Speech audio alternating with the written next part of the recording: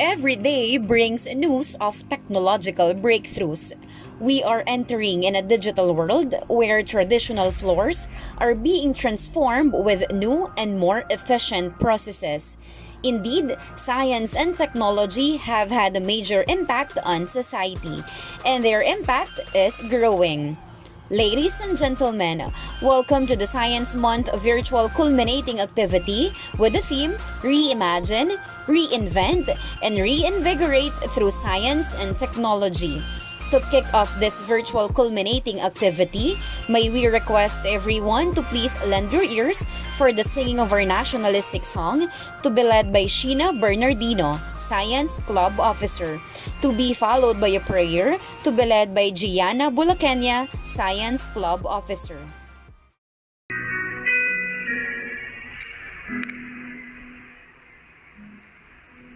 Di na ko papayag mawala kang muli.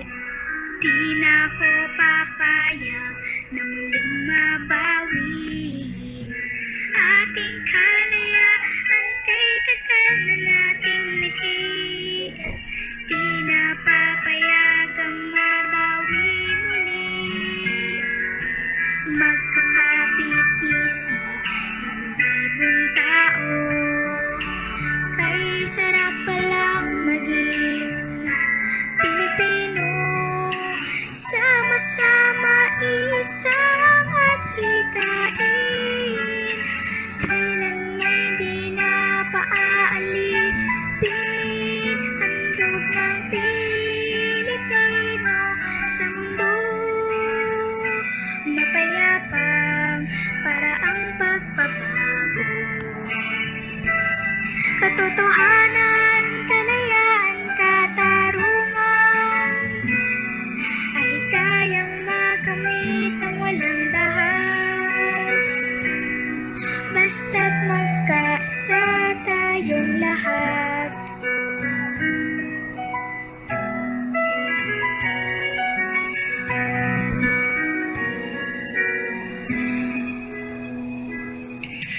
Basta nang nagaganap sa aming bayan, magkasama ang mahirap at mayaman, kabit-bisig, madre-pari at sundalo. Naging langit itong bahagi ng mundo. Huwag muling payagan, umuulan dilim. Tinig ng bawat tao'y bigyan ng pansin.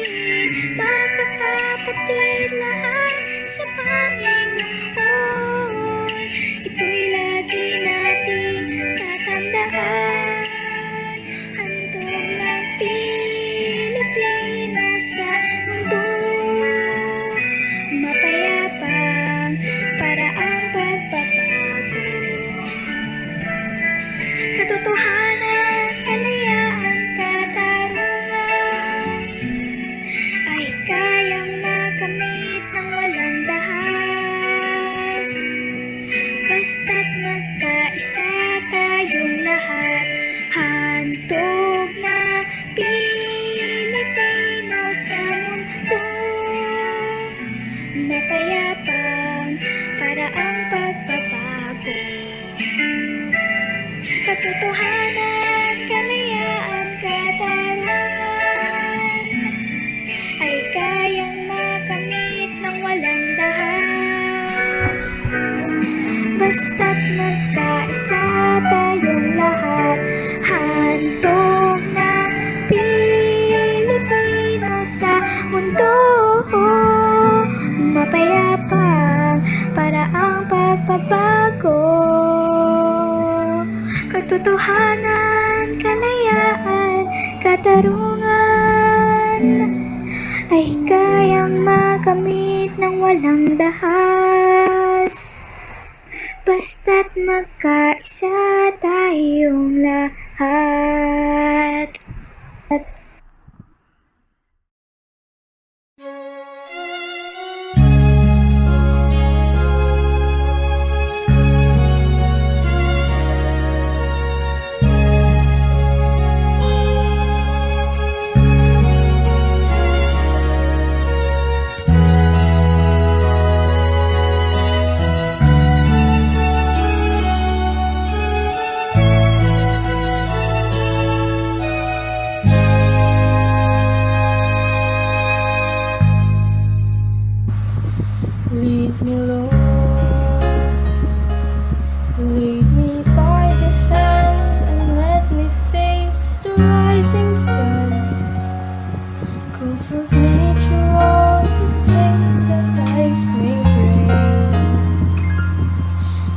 no other hope that I can lean upon.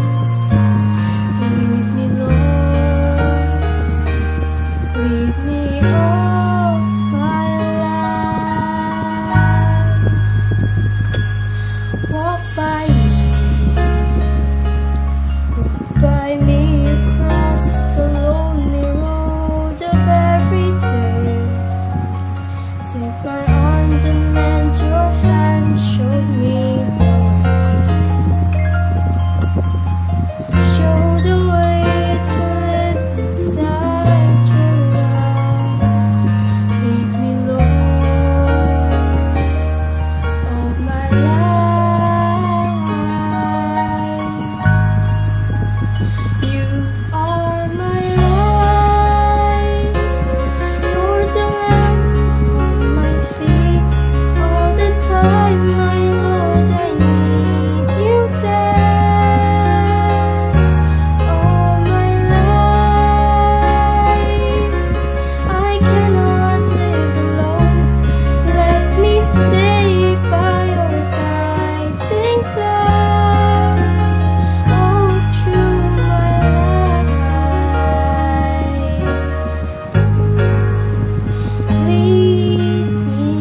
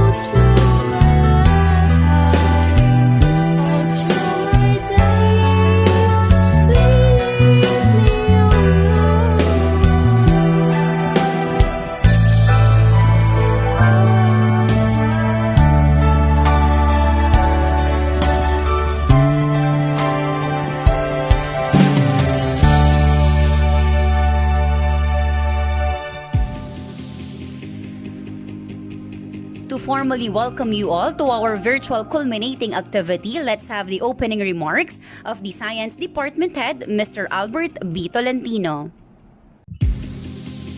To our students who participated in the different activities of the Science Department, to all the parents who always support their children through every step they take in their journey, to all the teachers who are very considerate for their students and colleagues, Science Club advisors headed by YesO advisor Ma'am April Ann Salutan, who still managed to prepare and facilitate science activities despite of many preparations and tasks assigned to them. And to our science teachers, both in junior high school and senior high school, who radioactively engaging our students in different science concepts and different fields of science, exposing them to the wonders of it. To our senior high school subject group heads, department head and coordinators, assistant to the principal, senior high school department, Mr. Silverio Agustin, and to our supportive, dynamic, radioactive principal, Mr. Jaime Estevera Jr., balmasayang araw to all of you. Today, we will witness the culminating activity for the celebration of Science Month, showcasing the students who emitted ionizing talents, skills, and knowledge in various science activities. Congratulations, you are radioactively engaged. But we are hoping that this radioactivity in you will not decay, but instead continuously emit passion for science and technology, kindness to others, love and glory for our country and to Almighty. Welcome to the culminating activity of this year's Virtual Science Month celebration, school year 2021-2022. Balmasayang buhay sa inyong lahat. Thank you so much, Mr. Tolentino. And to give us his welcome remarks, may I call in the assistant to the principal for senior high school, Mr. Silverio Agustin. A blessed day to all. To our principal, fellow teachers, Valmasay staff, learners, parents, ladies and gentlemen, good morning. First of all, congratulations to our science teachers headed by Sir Albert Tolentino in the junior high school department and Dr. Loretta Salvador in senior high school department for leading the Science Month celebration. And of course, to Sir James De Vera for always supporting this kind of event. Today marks the culmination of the month-long celebration, highlighting the role of science and technology in addressing present global challenges and issues amidst pandemic, with the theme Reimagine, Reinvent, and Reinvigorate the Society through Science and Technology. Valmasay is committed in nurturing our students through science education.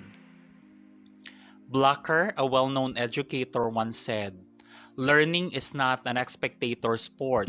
It is an active, not passive enterprise. Accordingly, a learning environment must strive, even demand the active engagement of the learner."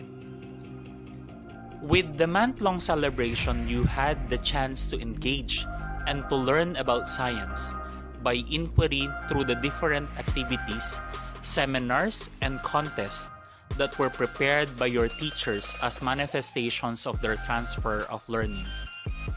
As educators, we know the importance of these activities in capturing students' curiosity. This will encourage students to think critically and reflectively about the world around them. This will empower the young Valmasayans to act responsibly for a better community. Once again, I would like to extend my gratitude to all those in one way or another helped this event possible. We look forward to our continued collaboration and partnership in developing our young Valmasayans, not only in becoming scientifically literate, but more so as members of a humane society. Welcome and have a fruitful and enjoyable science exploration. Thank you so much, Mr. Agustin. And to give us his inspirational message, may I call in the school head of Valenzuela City School of Mathematics and Science, Mr. Jaime S. De Vera Jr. Isang mapagpalang araw sa ating lahat. I would like to congratulate the Science Department, both from the junior and senior high school, for the success of the celebration of the Science Month. I would like to thank you too for providing relevant activities to all our learners despite of our educational setup.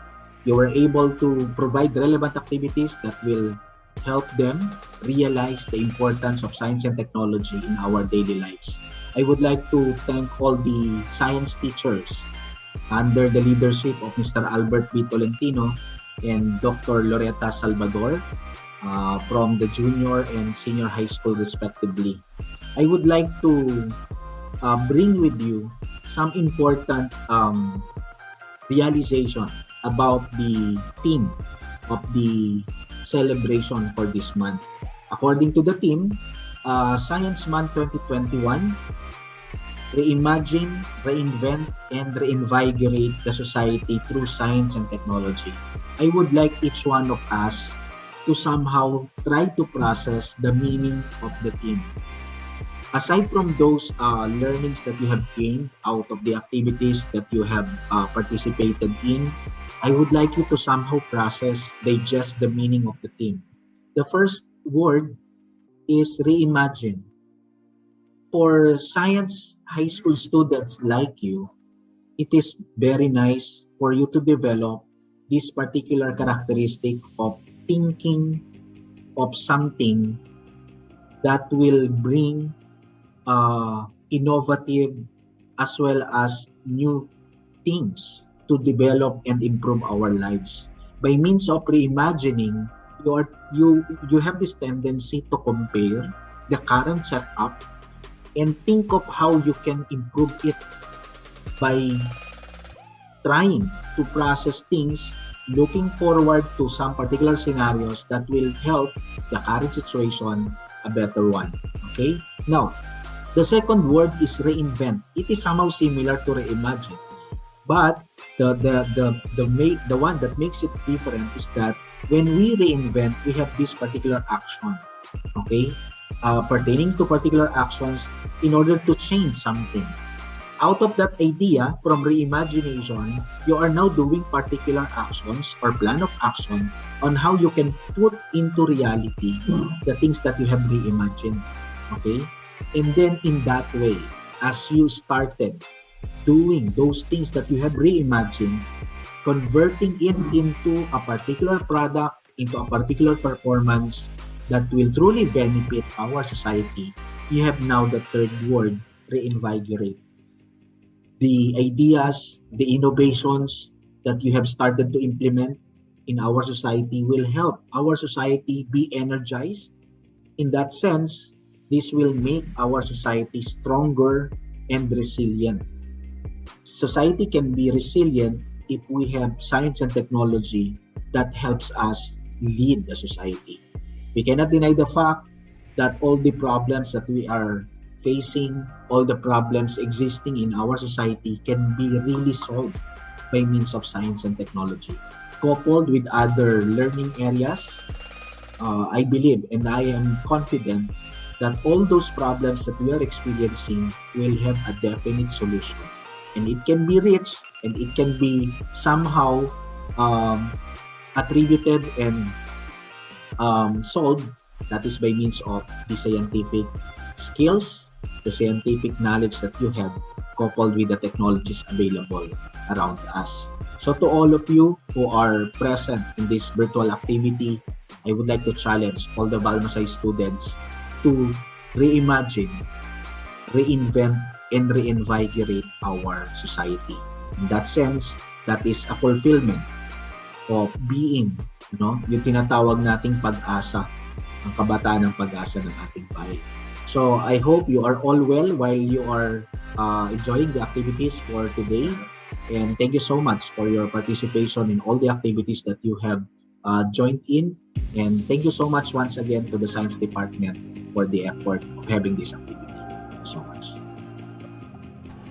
Thank you so much, Mr. De Vera Jr.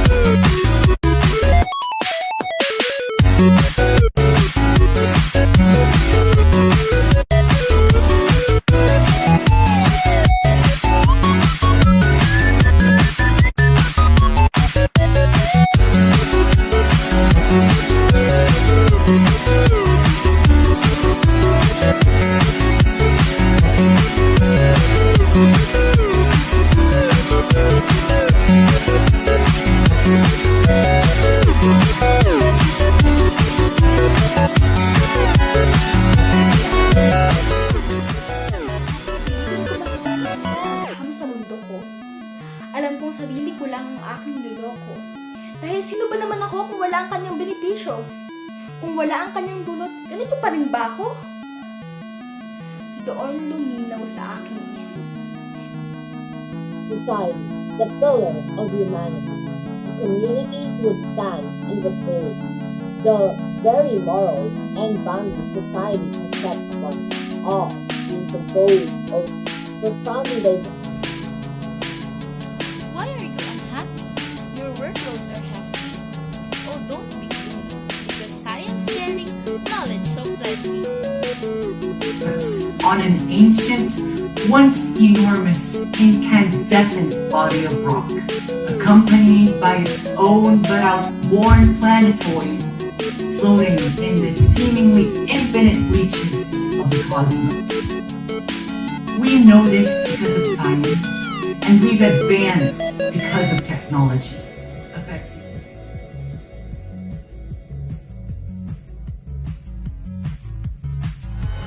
Ay! Nahulog guys! So alam niyo po ba guys, yung pagkahulog ng baso ito, meron po siyang kinalaman at physics. Alam niyo ba yun? Siyempre hindi. Then joke. So yun po guys, I will be explaining it to you.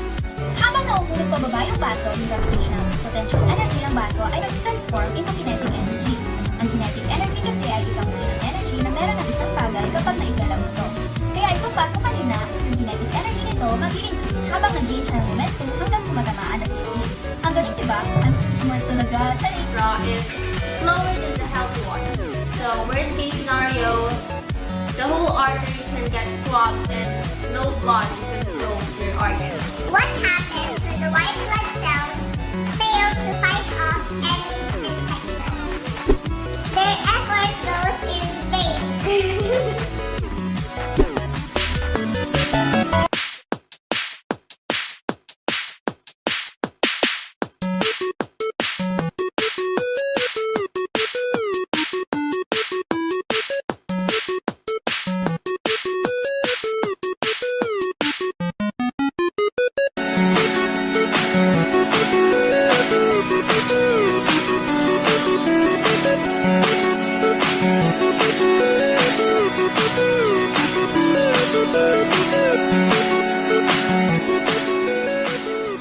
Through the years, we continuously benefited from different nuclear science contributions to our society and environment, and this reimagines how people perceive nuclear science.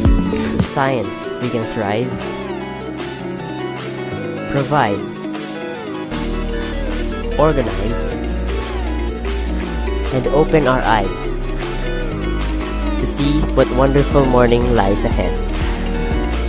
Advances in technology, health, and energy production, yet it is often misunderstood by the general public.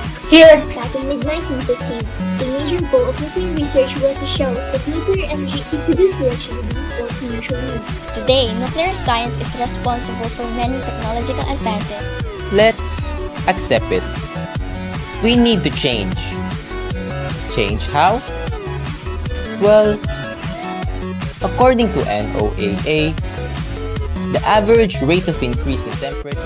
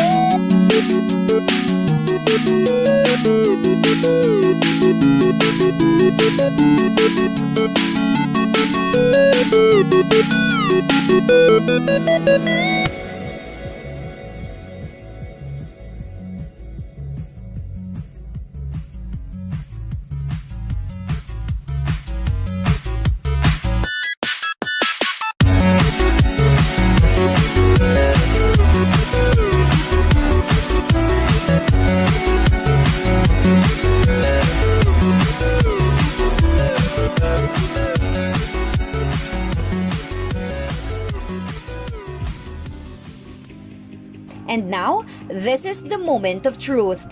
Allow me to present to you the winners from various science activities in every grade level.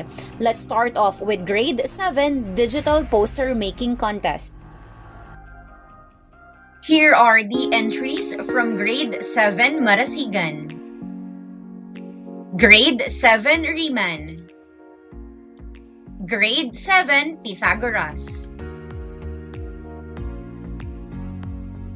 and Grade 7 Descartes.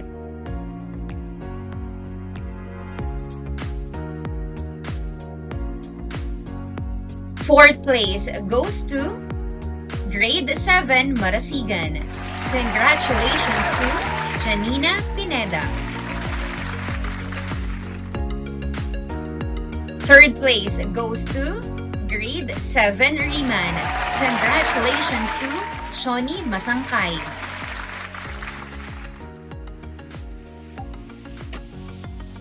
Second place goes to Grade 7 Pythagoras. Congratulations to Grace Isabel Sarmiento.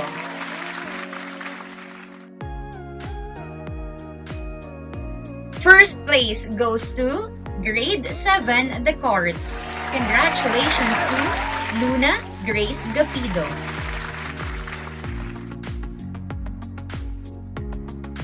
And this year's champion in digital poster making contest goes to Grade 7 Descartes.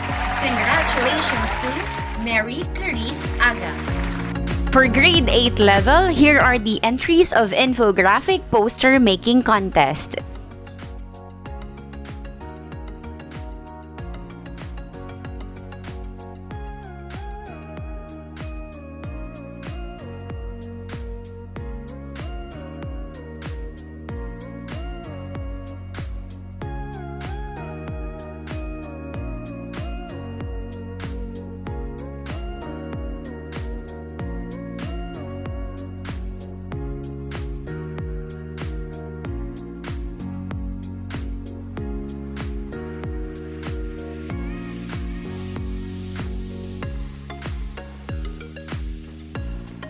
Third place goes to Grade 8 Velasquez. Congratulations to Michael Irvin Kalumag.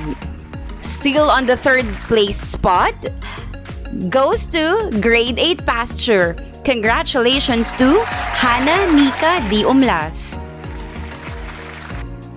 Second place goes to Grade 8 Darwin. Congratulations to John Michael I. Ondevilla. First place goes to Grade 8 Pasture. Congratulations to John Rain D. Macul. And this year's champion of infographic poster making contest, let's have Grade 8 Velasquez. Congratulations to Princess Jaira Dico.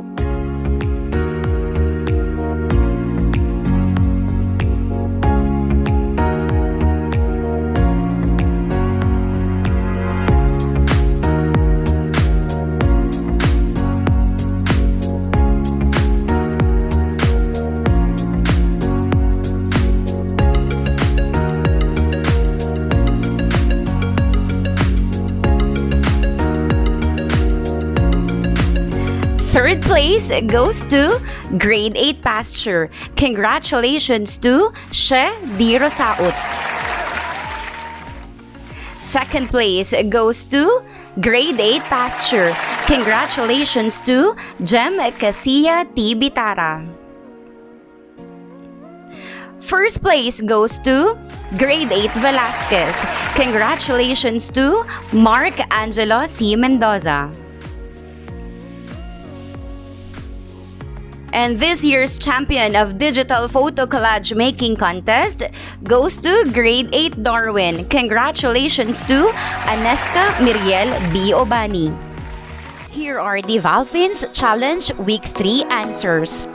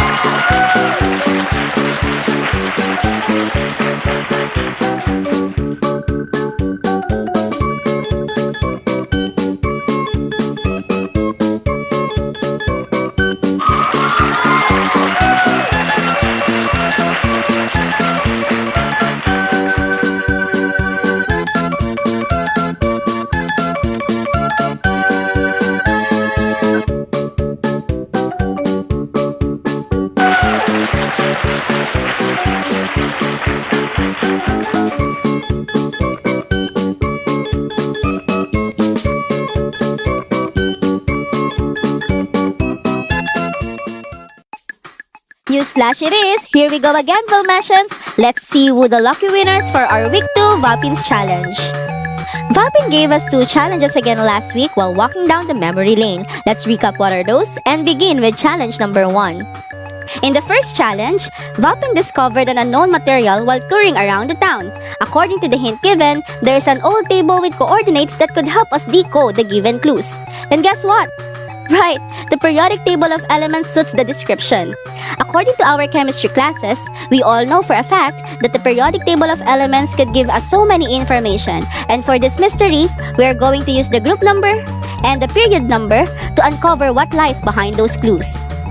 Let's begin decoding the clues and start with the first coordinate, 15 and 3, with 15 on its lower part, and the element is phosphorus.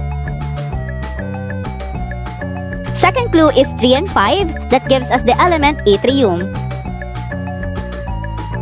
The third one is 9 and 6, which is iridium. Oops, there's something unusual with how it is written. Alright, let's reverse the chemical symbol from IR to RI. Last clue is 16 and 5, which leads us to tellurium. Combining all those clues together, we get the name of the unknown material, which is pyrite. Did you know that pyrite is commonly known as fool's gold? This is because the mineral's gold color, metallic luster, and high specific gravity often cause it to be mistaken for gold by inexperienced prospectors. Wow, let's not be fooled by this mineral anymore. For challenge number 2, Valpin went to the Mushroom Kingdom this time to have some fun. While doing challenges to level up and help the Mario Brothers rescue Princess Toadstool, a big structure caught our fluffy friend's attention. If we will focus on the structure, we can see a silhouette embedded in there. Let's try to uncover what it is. Oh right! It's a pagoda! Right! The structure Valpin bumped into is a pagoda, which is the basis in naming this chemical structure. Did you know that pagodane is a polycyclic hydrocarbon, and it is so named because its structure resembles that of an ancient pagoda? Aside from pagodane, we have churchane and housane, which are also named according to the resemblance of its structure with a church and house respectively. Wow, this information is truly exciting. I wonder if I can name a compound that resembles our fluffy friend. Valpane? Valpinane? Valpinine? Alright, I'm just kidding. Valpin is undoubtedly smart. We learn something new while joining Valpin's weekly adventure. For week 2 Valpin's challenge, we got 15 entries, and out of 15, only 5 students got it correctly. Wow, let's find out who are those 5 students that unleashed their wittiness this week. Let us rejoice for the following students: Mark Angelo Mendoza from grade 8 Velasquez. We have Joaquin Enigo Castillejos from grade 12 Locke. Jasmine Del Rosario from grade 12 Hobbs. Jana Del Rosario from grade 10 Ampere. And last but not the least, Marian Labasan from grade 8 Alcala. Wow, congratulations, you are the only students who got it correctly. We are down to our last week before our fluffy friend finally say goodbye. What are you waiting for? Grab your chance to be one of our winners and join us now.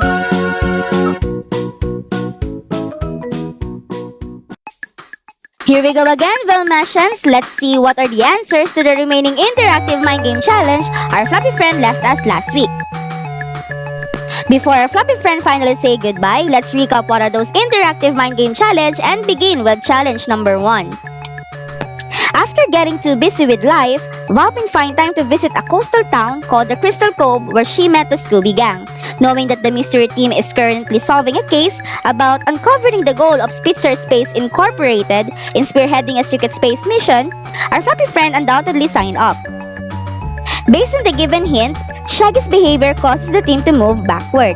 And on the provided clue that the team found in an abandoned library, the number 4 on the year 2004 was not in digit but in words. Let's take note of that. Let's try to decode the given clues by moving backwards 4 times.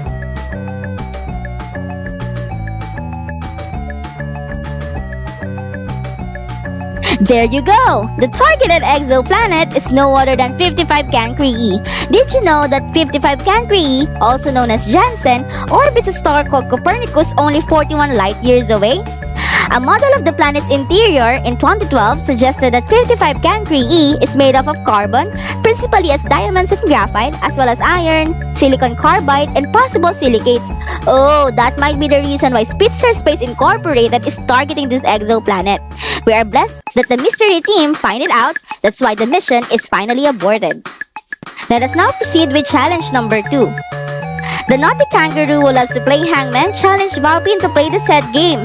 The category is physics, which is a well-known strength of our fluffy friend. However, when Valpin felt the rope around her neck, she panicked and blurted out letters that gave her 3 warnings. I wonder if you were able to save and help our fluffy friend. Knowing that the category is physics and the clue there is large particle accelerator, then the answer is... Alright, the Large Hadron Collider. The Large Hadron Collider, or LHC, is the world's largest and most powerful particle accelerator. It first started up on 10th of September 2008 and remains the latest addition to CERN's accelerator complex. The LHC consists of a 27-kilometer ring of superconducting magnets with a number of accelerating structures to boost the energy of the particles along the way. All the controls for the accelerator, its services, and technical infrastructure are housed under one roof at the CERN Control Center. From here, the beams inside the LHC are made to collide at 4 locations around the accelerator ring, corresponding to the positions of 4 particle detectors, namely ATLAS, CMS, ALICE, and LHCb. For this last set of challenges, we receive 11 entries, and out of 11, only 7 students got it correctly and have the chance to be one of our 3 lucky winners. Let's see who the lucky winners are using the Wheel of Names.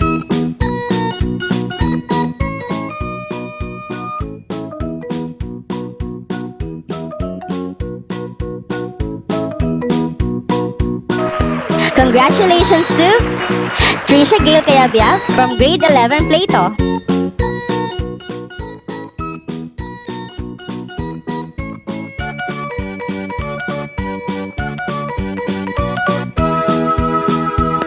Our second winner is no other than Ryan Magno from grade 8 Darwin.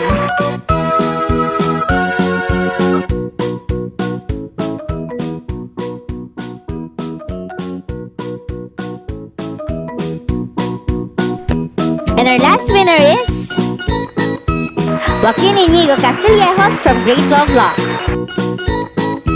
And there you have it. It's time to finally say goodbye to our floppy friend. Thank you so much for participating and see you again next year for another mind-boggling activities our floppy friend will prepare. See ya!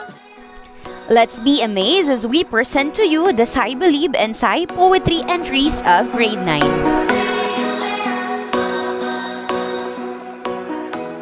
Here are the entries of grade 9 Sai Poetry.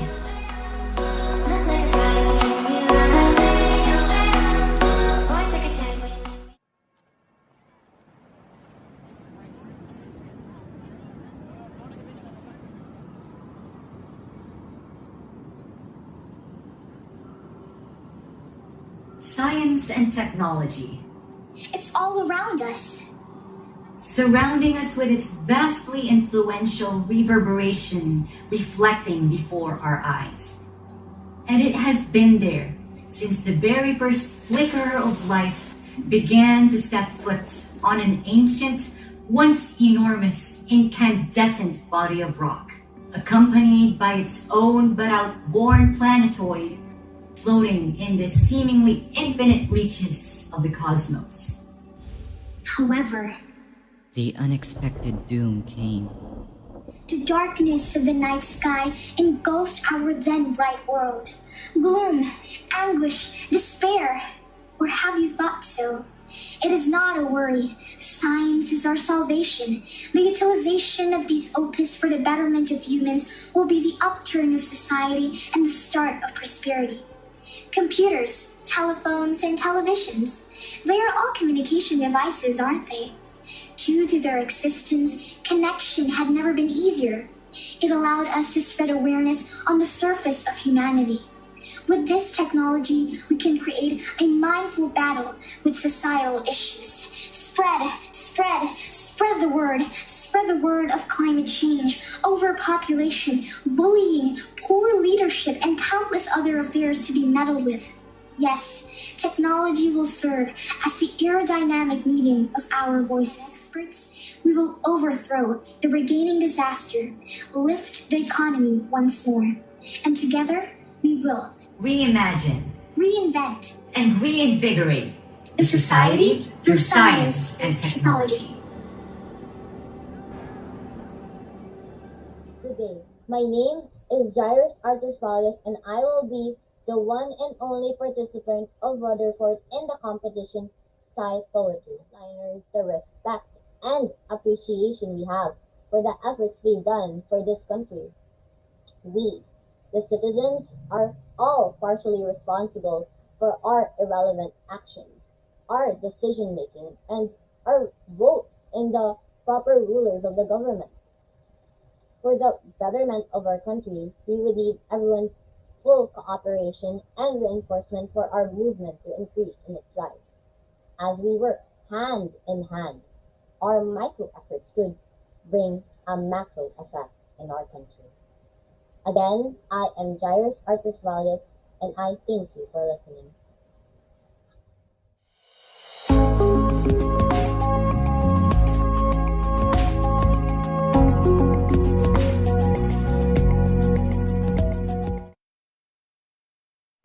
Siguro, isa ka din sa mga tao na nag-aalinlangan kung kailangan. Ang agham sa ating kinabukasan dahil aanhin ko nga naman yan sa pagtawid sa kalsada. Hindi ko naman kinakalkula ang sukat ng gravity o ng inertia. O kaya yung theory of quantum electrodynamics ni Feynman bago ako tuluyang dumaan. Hindi ko naman kailangan ng bond ng atom bago ko maibsan ng aking gutom. Hindi ko naman binibilang ang aking buto bago ako tuluyang magluto. Kung ganoon ba ay wala talagang dulot ang teknolohiya at agham? Hindi ko ba talaga ito kailangang pag-aralan? Kung ganoon, maaari na itong tanggalin. Mas magiging mabuti na ba ang mundo at bawas na ang aking gawain? Ayon, maghapon na akong pwedeng manood sa screen o mag-install ng bagong larong lalaruin at pagbabago. Mga dalubhasa sa paligid ay hinubog. Unti-unting nagkaroon ng liwanag at pagkatuto. Sa isang klik lang, nandiyan agad ang hinahanap mo. Problema ay nalulutas kahit isang minuto pa lang nakakalipas. Ganyan din ito, kabilis sakupin ng mundo. At tapusin ang trabaho kahit hindi ka pa nakakaupo. Pilit ko mang iwasan, kaya kailanganin ko rin naman. Pilitin ko mang itakwil ang agham sa mundo ko. Alam kong sarili ko lang ang aking niloloko. Dahil sino ba naman ako kung wala ang kanyang benepisyo? Kung wala ang kanyang dulot, ganito pa rin ba ako? Doon luminaw sa aking isip na sa mundong walang pag-iisip. Walang agham na magliligtas sa akin. Walang teknolohiyang pilit kong hahanapin. Sa iyo, ang agham at teknolohiya may dulot nga ba?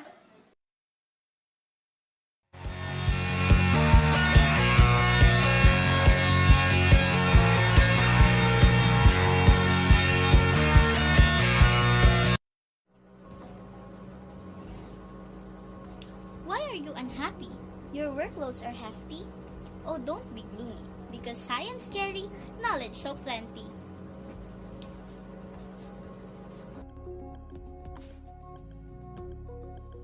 Fruits and vegetables are easy to spoil, but science is here, saving them from getting despoiled. Radiation appears to make farmers' problems disappear. Cars and trains, road with lanes, helps us day by day in every way with no delay.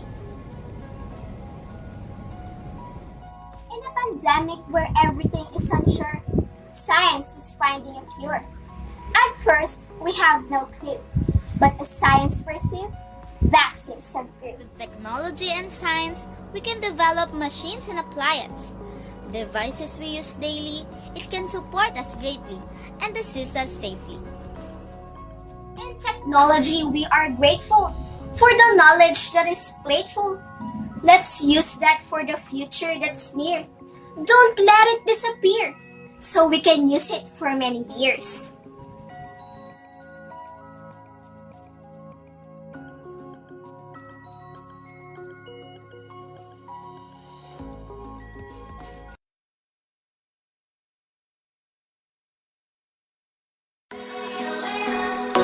Third place goes to Grade 9 Rutherford. Congratulations to Jairus Tresvalles. Second place goes to Grade 9 Dalton. Congratulations to Alexandria Luis Sugi.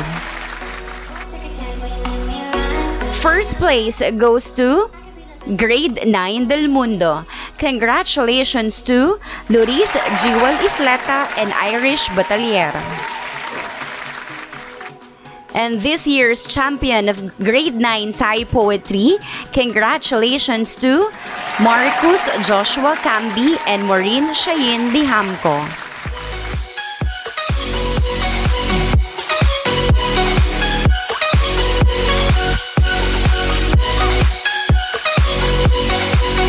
Here are the entries of Grade 9 Sai Believe.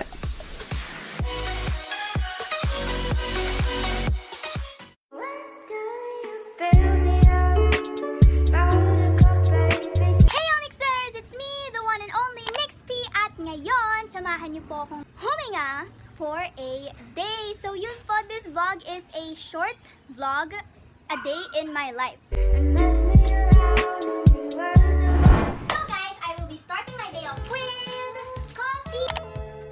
And right here, may nakahanda na po tayong kettle. Kuha na po tayo ng baso para sa mainit nating kape. Ay! Nahulog guys! So alam niyo po ba guys, yung pagkahulog ng basong to, meron po siyang kinalaman ng physics. Alam niyo po ba yun? Siyempre hindi. Joke. So yun po guys, I will be explaining it to you. Habang nauhulog pababa yung baso, yung gravitational potential energy ng baso ay nag-transform into kinetic energy. Ang kinetic energy kasi ay isang uri ng energy na meron ng isang bagay kapag naigalaw ito. Kaya itong baso kanina, yung kinetic energy nito mag-i-increase habang nag-gain siya ng momentum hanggang sa matamaan na sa sahig. Ang galing diba? I'm so smart talaga. Charing! Kumukulo na po ang tubig. May naalala na naman po ako. Fact check! Kapag po pinapainit ang tubig, mas mabilis ang paggalaw ng mga molecules ng water. Nagbabounce off each molecule, tas lumalayo. Dahil merong mas maraming space between the molecules, yung volume ng hot water has fewer molecules at lesser weight than the cold water na may same volume. Kapag pinapainit ang tubig, sumisingaw siya o nag-evaporate. Mabilis na gumagalaw at nag-vibrate ang molecules hanggang sumakin sila as molecules ng water vapor. Ang galing po guys, no? So yun nga po, mag-aral ng mabuti upang buhay ay bumuti. Anyways, magtitimpla po muna ako ng aking kape and I'll get back to you guys later. Hello? Leon. May tanong ako, Leon. Ano yung next? Ano tawag sa acid na ma-attitude? Leonidas Margaret? Kasi ano? Sabihin mo ano? Hindi ko alam, hindi. Sige, ano? Eh di, amino acid. Woo! Gutom lang talaga, Nick. Gutom lang. So ayun po, tumawag lang talaga ako sa kanila. Make sure you guys like, subscribe. See you guys in my next vlog. Goodbye! Tuny Melon.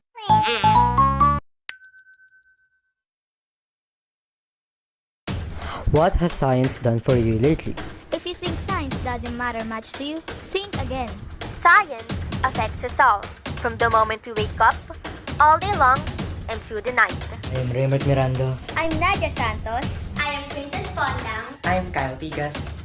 And we, the Tuny Melon, are going to unveil how deeply science is interwoven with our lives.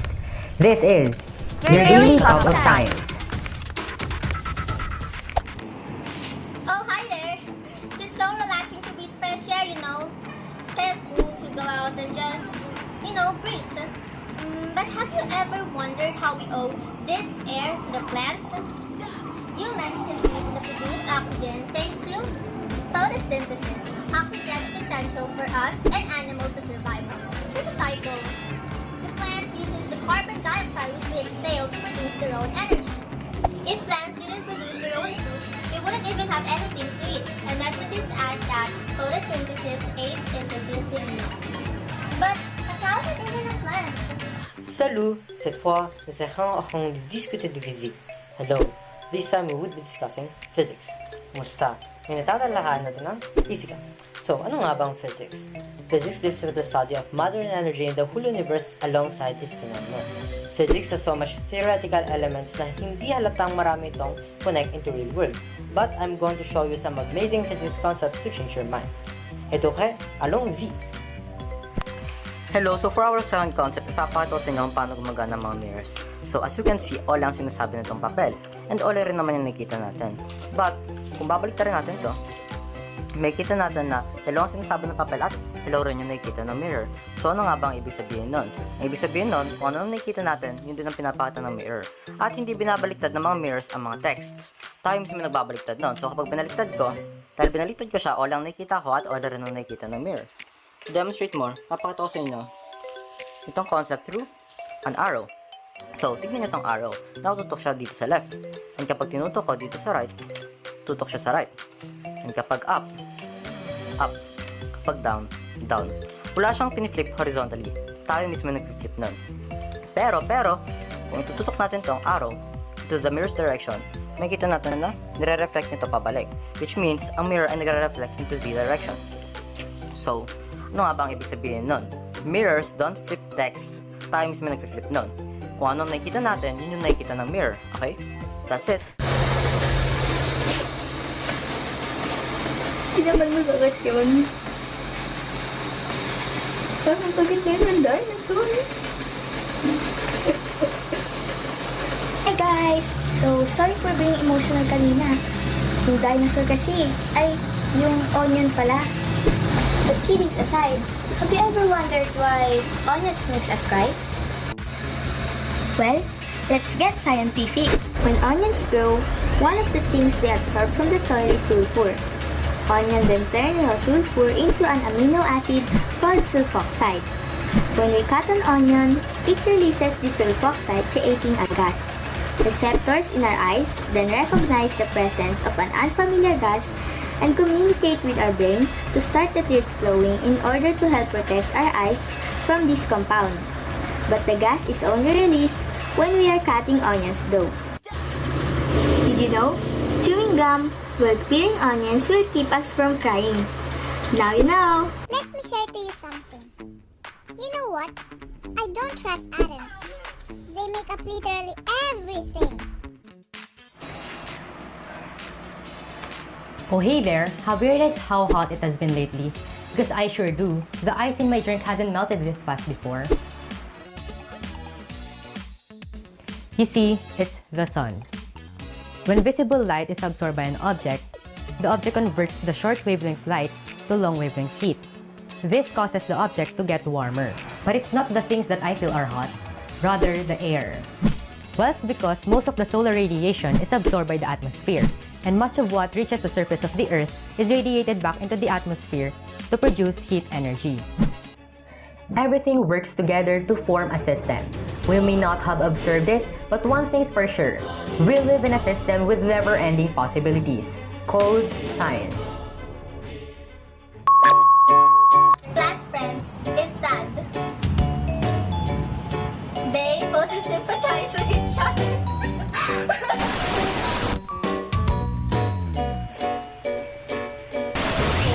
We're gonna show them a fun little experiment. We are going... Ay, wala mo pala ako sa live. Ano ba? It was just literally so sunny a while ago. Sige, ingay mo. Second placer goes to Kyle Aldred Tigas, Princess Lorraine Pondang, Nadia Sofia Santos, and Raymart Dave Mirando. And our first placer goes to Jermia Lyra D. Agmata, Dion Irish Margaret Tilos, Mary Nicole Peñaflor, and Nathalie De Lemos. Here are the entries of Grade 10 Ready, Set, Innovate.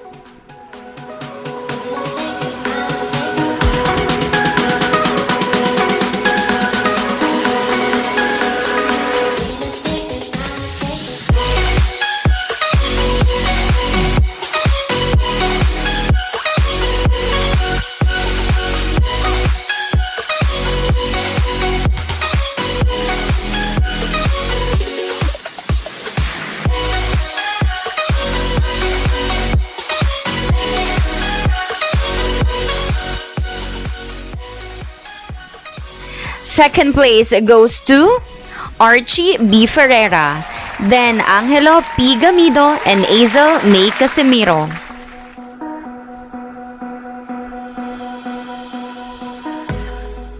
First place goes to Anika Venice Caminero and Rainwald Maron Valesa. And our champion for Ready, Set, Innovate goes to Era Cassandra Ramos, Yesha May Oriarte, and Ian Anthony Tan. Best poster advertisement goes to Ian Anthony Tan, Yesha May Oriarte, and Era Cassandra Ramos.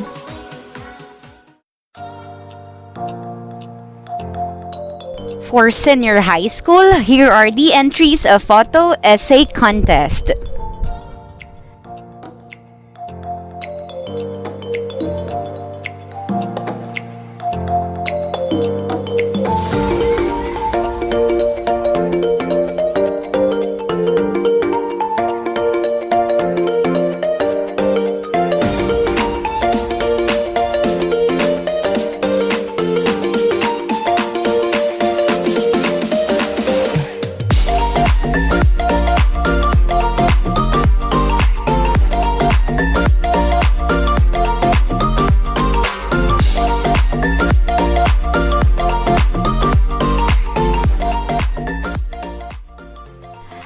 Third placer goes to 11 Aristotle.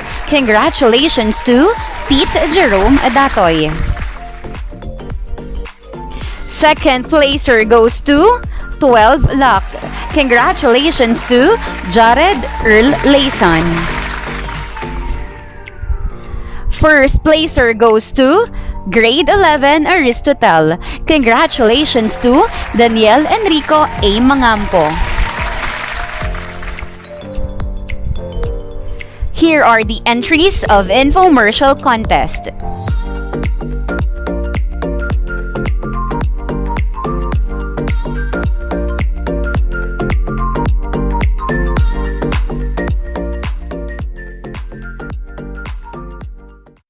Let's accept it.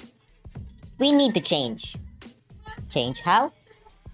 Well, according to NOAA, the average rate of increase in temperature since 1981 is 0.18 degrees Celsius, more than twice the 1880s 0.08 degrees Celsius only. Causes? Pollution from burning of fossil fuels. Solution? Nuclear power. It's clean, efficient, cheaper, safer. But we don't have nuclear power plants active yet. Then don't be a part of the problem.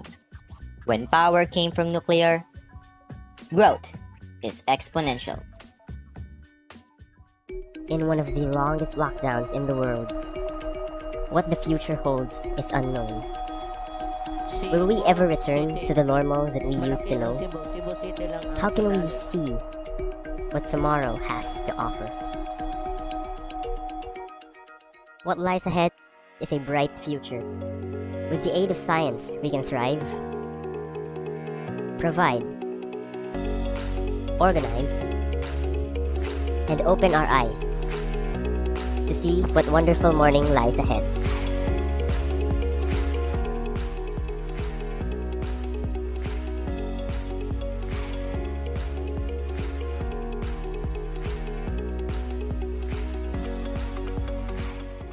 In the mid-1950s, a major goal of nuclear research was to show that nuclear energy can produce electricity for commercial use. Today, nuclear science is responsible for many technological advances that we enjoy as part of daily life. Here are some of the many ways nuclear energy has been beneficial to us. First is its role in health and medicine. The 16 million nuclear medicine as of present time helps treat cancer, test drugs, and sterilize medical equipment. Nuclear technology is also capable of delaying spoilage and killing illness-causing microorganisms. Entire areas of research and development in many scientific fields use nuclear energy. Last but not least is the capability of nuclear energy to investigate a lot more things, such as climate change and sediment chronology. This is just the start of finding ways to utilize nuclear science for the benefit of mankind. We're barely scratching the surface. We are in an era where mind-blowing scientific discoveries are just around the corner.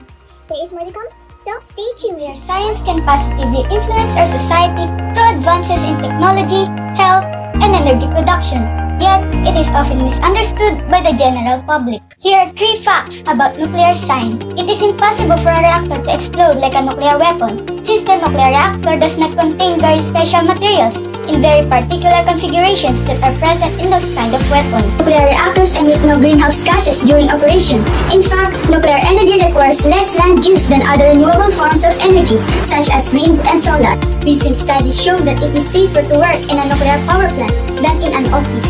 Society needs clean and cost-effective energy for a number of reasons: global warming, economic development, and pollution reduction, etc. Nuclear science is our future. Imagine more, invent more, invigorate more, live more, from section more. Through the years, we continuously benefited from different nuclear science contributions to our society and environment, and this reimagines how people perceive nuclear science, such as how nuclear science reinvents the idea in preventing food spoilage through irradiation methods, which improve more than 50 countries' food safety. And in these trying times, nuclear science plays a vital role in reinvigorating the fight against a pandemic, such as through Project Zodiac that was launched by the IAEA last June 2020, aiming to monitor, detect, and control animal and zoonotic diseases like COVID-19 through nuclear science to prevent future pandemics. This nuclear science contributions, thanks to our scientists and researchers, firmly prove that through science and technology, we can reimagine, reinvent, and reinvigorate our society.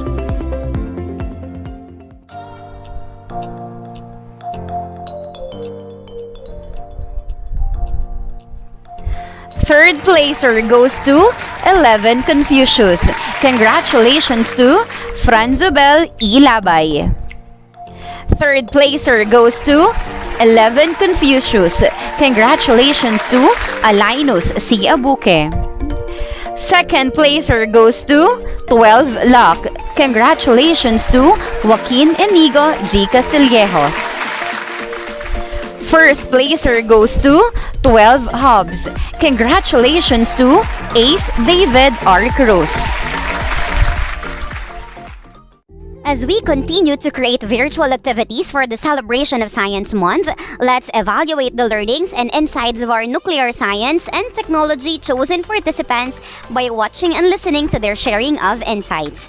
Let's have the representative for Grade 7, Gabriel Pangan. As you know, the Nuclear Science Webinar Program only accepts 2 participants per section.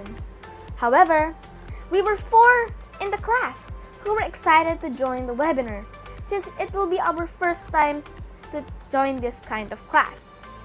And all thanks to our advisor and science teacher, Ma'am Teresa Atanasio, who believed in us and considered all of us to participate in the webinar so we can all get new learnings about nuclear science.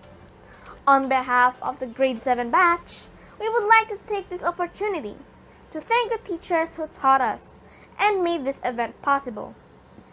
My elementary days. I am a self-proclaimed science enthusiast. I know most of the newbies like me in Grade 7 are getting overwhelmed with all of the homework, activities, quizzes, and experiments. But for me, it feels just so right, especially when I joined the nuclear science class. I feel like I am in the right group now, and the lessons that it taught us give us a clearer vision of physics and how the smallest things like an atom can create something as big as the universe. And just to share my top 2 favorite topics in the nuclear science class are radioactivity and fission and fusion. Radioactivity is a new concept for me. I had no idea what it was. My mom even thought that I might blow up my computer since it is nuclear. But kidding aside, although this class, I have learned that nuclear science is not harmful at all. There are safety measures and protocols that we should follow while dealing with radioactive materials so we can all be safe. This class taught me about ionizing and non-ionizing radiation, why the nucleus loses mass when doing fission, and the different types of decays of radioactive nuclei, and how to be safe when handling radioactive materials. I am grateful that my school, Valenzuela City School of Mathematics and Science, allowed us to join this nuclear science webinar because this gave us greater knowledge of science. We can use this in the future researches in school. But right now, I am interested in radiometric dating, which uses the known time of natural decay of an unstable isotopes of carbon to calculate the age of a material. This 5-day webinar for me is a perfect appetizer what I should expect in the coming years as a Valma Sci student. And I hope that I can also use my acquired knowledge from this class in creating new medicines or vaccines to heal diseases and stop future pandemics. This class taught me big discoveries such as the universe started as small as an atom. That is why Grade 7 students, do not be scared to start small because big things often come from small beginnings. Let's have the representative for Grade 8, Dariel Janaya Domingo. Hello, my name is Dariel Janaya C. Domingo. I'm a student from Grade 8 Section Darwin, and I'm here to talk about my experience in the NST class of Science Month 2021. NST. How should I go about this? Well, I'm going to be starting off with my very first experience in an NST class. September of 2020, I was a freshman, and I joined that NST class because of a quiz bee that consisted of 3 parts, one of which being nuclear science and technology. And now prior to taking that class, I've always had this curiosity, this interest in nuclear science and technology. I was always so intrigued by it. And I came looking for more knowledge, for more things to learn about it, and I was craving to learn. And I really enjoyed that class. I definitely learned a lot because of it. Now, I'm going to fast forward. 1 year later, I'm in grade 8. And I got word that this is going to happen again. And of course, I joined. Now, I definitely cannot deny that I've learned more in this class than the previous one I took. And I've met and seen so many intelligent people in that class.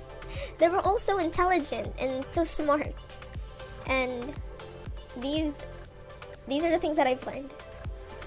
Nuclear science, the science of the atomic nuclei, the history of fission and fusion and their differences. And not by the obvious. I learned about the elements, the laws of conservation, half-lives, and many, many, many more. We also learned about the applications of nuclear science and technology in our daily lives and how we interact with it. I'm very lucky and I'm very fortunate and thankful that I got this opportunity to be in this class, considering that I almost didn't get into this class.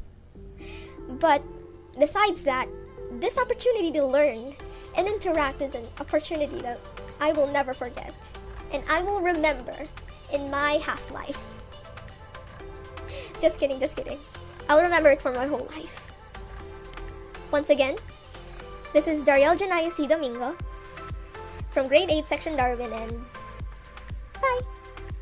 Let's have the representative for grade 9, Marcus Joshua Camby. Ever since I first heard of nuclear technology when I was younger, I couldn't help but become curious of what it actually was.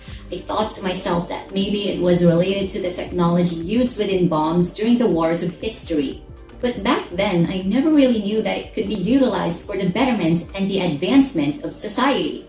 But as time passed, I slowly indulged myself in the more detailed definition of nuclear science as a whole. And the day came. I was scrolling down my Facebook timeline when I saw this post by the VCSMS Science Clubs stating that an upcoming program will be launched by the 21st of September. By the time I saw this, I couldn't help but feel so thrilled and excited to join.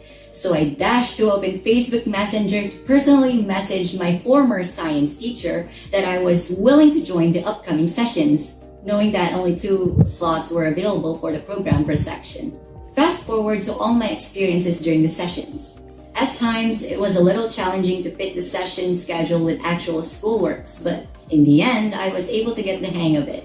The NSC sessions were super enjoyable, to be honest. We were able to uncover a lot, and I mean a lot about nuclear science and technology. It was also really engaging and active, and we managed to interact with each other, share our opinions, ideas, and insights, and I appreciate that. Radiation is all around us, and we can harness its energy for the headway of society and the safety of Mother Nature. Through learning more about nuclear science and technology, who knows how many advancements we'll have in the near future. Maybe even one of us will utilize this knowledge as a nuclear engineer or any other profession involving the use of nuclear energy. Thank you so much to all our NST teachers and the rest of the team who made this program possible. I really had a wonderful time with all of you during the sessions. I am looking forward that this program will continue to launch again next year for science enthusiasts, like me, to have a chance to learn more about nuclear science at its very best. Catch you on the flip side, and see you next year for another thrilling Science Month. Let's have the representative for grade 10, Craig Nito. Magandang araw po sa ating lahat. Pangalan ko po ay si Craig Daniel Nito mula po sa Tan Einstein, and sumali po ako sa NST class na ginanap this Science Month at nagbibigay lang po ako ng counting insight kung ano po yung napag-isipan ko po tungkol dito po sa program na ginanap po mula ng Science Club po. So, let's begin. So, napansin ko kasi, iniisip agad po ng tao na ang nuclear science, ano po siya, parang nakakatakot, destructive, nakakasira, nakakapatay. But the thing is, hindi natin na-explore yung deeper part of this topic. Nakikita lang natin yung mga past news, mga recent history ng disasters patungkol sa nuclear power plant such as yung dun sa Chernobyl. Nakikita lang natin ang radiation nakakagawa lang ng cancer. But hindi kasi natin natitingnan pa yung bigger picture. And that's why I was so fortunate that I could get the opportunity to join the NST class for me to explore new parts of nuclear science. So when I was going to my first NST class, this webinar, I didn't had a lot of background knowledge, particularly to anything to nuclear science. I was going there with my own bare hands. I wasn't really equipped yet. So I did a bit of research first, and I already realized nuclear science is not what we think it is. Like yung sa mga tao hindi talaga nakakapag-aral kung ano pa talaga to. Ang nuclear science po kasi, very complex po siya. Kahit naturo lang po sa amin kasi yung pinaka-basic amount of detail para sa further advanced nuclear science po na pwede pa po nating i-aral kung gusto pa po natin mag-research on our own. Ang binigay po kasi sa atin nitong NST class po kasi, per se, kasi po, yung ano po siya a lot of insight kung paano nang kakaroon ng nuclear reactions, kung ano kailangan gawin para maiwasan po natin yung hazards, ano yung pwedeng may apply ng nuclear science na makakatulong sa tao. Hindi lang po yung nuclear science na nakikita po natin na nakakasira. Hindi po yung nuclear science na nuke, yung bomba, o kaya yung sumasabog na reactor na nagkakaroon ng widespread radiation. In fact, radiation is very helpful in terms of energy, medicine, and all sorts of things. As you know, radiation causes damage to the DNA, and when the DNA is damaged, it is permanently changed, altered, and cannot be restored, but it could lead to mutations that would actually give us new plants or new sources to see whether or not it would help us in the long run. For example po, yung mga tao po dito sa Pilipinas po, nakagawa po sila ng bagong types of plants through radiation because of their DNA altering. Hindi lang po basta-basta natin gagamitin ng radiation. In fact, kaya nga po merong PNRI or Philippine Nuclear Research Institute. Na-realize ko po kasi na ang radiation, kahit complex siya, ang daming opportunity na hindi pa na-explore ng tao. Malay mo, sa mga nakasama ko po dito sa NST class, siguro po, baka kayo ang maging next scientist sa PNRI. Maybe lang po. But, there's always a chance. Meron ka ng background knowledge sa nuclear science. Naturuan ka ng NST class. Be thankful for it. And I'm really grateful for it as well.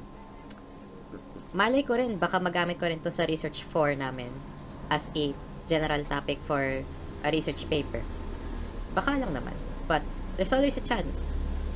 Ang NST class kasi po, ang dami niya pong information na binigay niya po sa akin na pwede ko pong i-share, na pwede ko po ito i-share na itong bagong kaalaman na ito. Kasi nga po, medyo na-misinform na po ang tao ngayong panahon. Kasi, yun lang sinasabi ko po na naiisip lang po nila kung ano po yung mamali sa sa radiation. Naiisip lang po nila yung mga harmful effects nito, but we could spread the word, the good word, that radiation can help us in so many different things. And that is why I am really glad to participate in this class. And thank you to the science clubs and the science teachers that partook in this program. I'm really thankful for everything, and thank you so much to everyone who listened, and God bless us all. Let's have the senior high school representative, Joaquin Enigo Castillejos. Good day, everyone. I'm Joaquin Castillejos, a senior high school student and attendee of the recently concluded Nuclear Science and Technology class. It has been a greatly impactful experience, especially for a highly enthusiastic student like me. There truly is a lot to be learned about nuclear science, information that tends to be obscured from public view by disasters like Chernobyl and Fukushima, but information that can change and save lives nonetheless.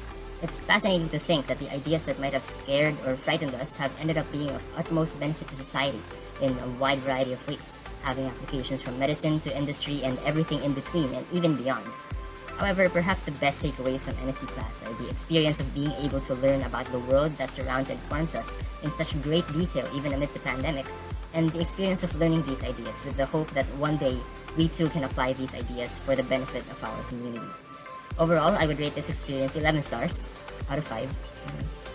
Educational, insightful, and a gateway to numerous opportunities to reimagine, reinvent, and reinvigorate the society that we live in today and the society that the future will inherit from us. Thank you and have a nice day, everyone. Goodbye. Nuclear Science and Technology class was made possible because of our dear participants. Allow me to award the certificate to our Nuclear Science and Technology class completers who attended at least 3 sessions and was able to participate to NST Quiz B Olympics. Here are the following completers.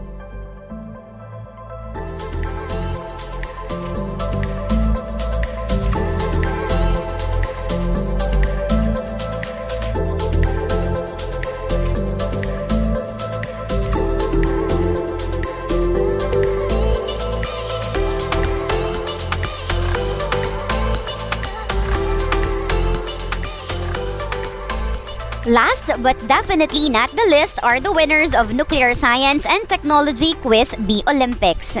For grade 7, third place goes to Janelle Briana Espejo of Riman.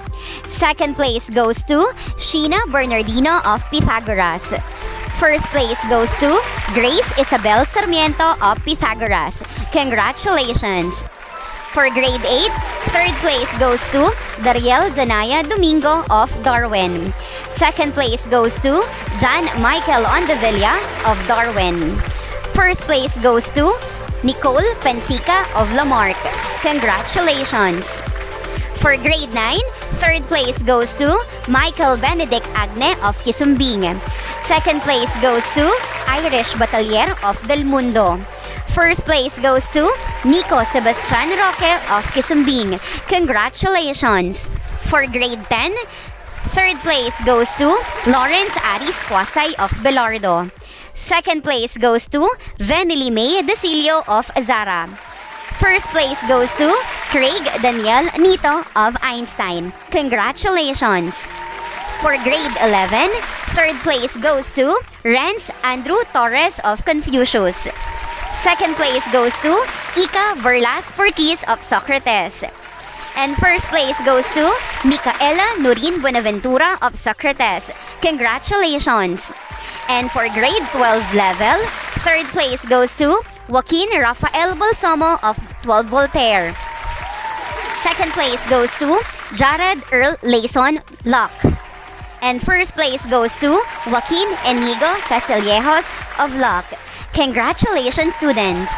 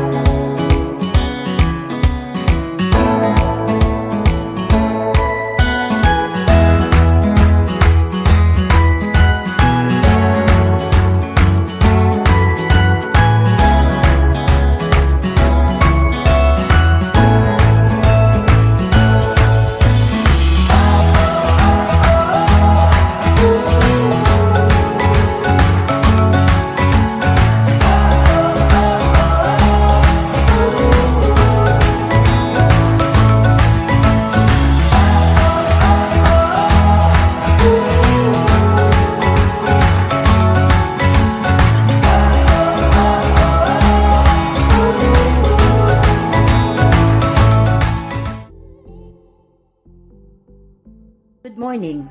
I would like to conclude the Science Month celebration with me humbly saying, thank you so much. It is our simple way of saying that we, at the Science Department, from junior high school to senior high school, are indeed happy for the support that all of you had shown to all our activities. To all the advisors and co-teachers, it is truly heartwarming that despite the many tasks given to us, still you find time to actively participate and support your students in joining our contest. We are also thankful to our school head, Mr. Jaime S. De Vera Jr., for pushing us to have activities despite the difficulties we are facing right now. The success of this event is a strong manifestation that this pandemic could not deter nor frighten us if we will together work hand in hand. Again, thank you so much. Thank you so much, Dr. Loretta. We have come to the end of our Science Month celebration. We would like to thank the people behind the success of our virtual activities, to our school head, to our department head, to our subject group head for senior high school, to our education program supervisor in science, to all our junior high school and senior high school teachers, and to all our students. May we continue to reimagine, reinvent, and reinvigorate the society through science and technology.